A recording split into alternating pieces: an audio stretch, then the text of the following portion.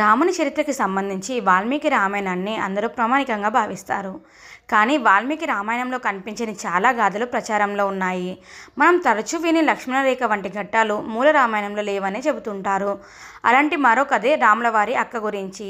రాములవారికి ఒక అక్క శాంతాదేవి ఉందని చాలామందికి తెలియదు.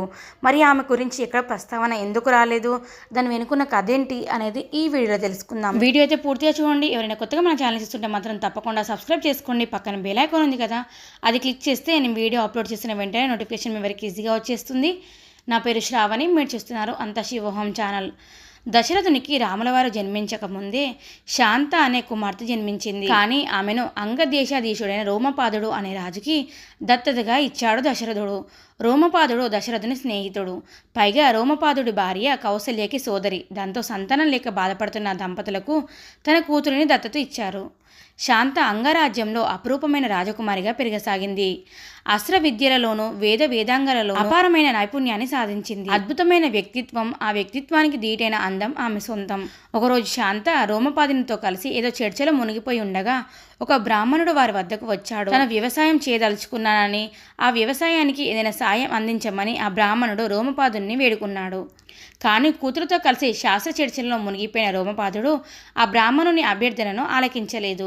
తన భక్తునికి జరిగిన అవమానాన్ని దేవలోకాధిపతి ఇంద్రుడు సహించలేకపోయాడు.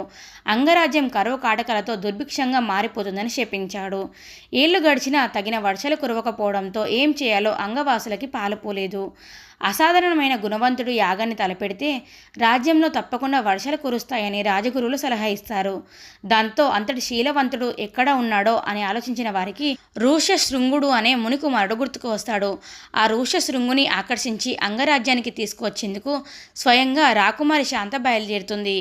అపురూప సౌందర్య రాశి అయిన శాంతని చూడగానే ఋష్యశృంగుడు ఆమె ప్రేమలో పడతాడు. ఆమె కోరిక మేరకు అంగదేశానికి చేరుకొని వరుణ యాగాన్ని నిర్వహిస్తాడు. అతని యాగానికి మెచ్చి వరుణదేవుడు వర్షాన్ని కురిపించడం, రోమపాదుడు శాంతని ఋష్యశృంగునికిచ్చి వివాహం జరిపించడం వెనువెంటనే జరిగిపోతాయి. ఒక రకంగా రాములవారు అవతారం దాల్చేందుకు కూడా శాంతే కారణం. ఎందుకంటే అంగరాజ్యంలో నివాసాన్ని ఏర్పరచుకున్న ఋష్యశృంగుడే తర్వాత కాలంలో దశరథుని చేత పుత్రకామేష్టి యాగాన్ని చేయిస్తాడు. ఆ తర్వాత యాగఫలంగానే రామ లక్ష్మణ భరత శత్రుఘ్నులు జన్మిస్తారు. రాముని యొక్క శాంత గాథ పూర్తిగా కల్పితం కాదనేందుకు కొన్ని సాక్ష్యాలు, ప్రామాణికాలు కూడా నిలుస్తాయి. ఉత్తరాదిన ఋషివంశీ అనే క్షత్రియ వంశం వారు తమ ఋష్యశృంగ శాంతల వారసులమని ఇప్పటికీ నమ్ముతారు. ఋష్యశృంగ దంపతుల పేరిట నేపాల్లోని మహాలక్ష్మి అనే పట్టణంలో ఒక గుడి కూడా ఉంది. చూసారు కదండి, రాములవారికి ఒక అక్క ఉంది. ఆ అక్క వెనుకున్న కథ ఏంటి అనేది తెలుసుకున్నారు కదా.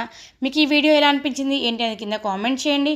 వీడియో నచ్చితే తప్పకుండా లైక్ చేయండి, షేర్ చేయండి. ఎవరైనా కొత్తగా మన ఛానల్ చూస్తున్న మాత్రం తప్పకుండా సబ్స్క్రైబ్ చేసుకోండి.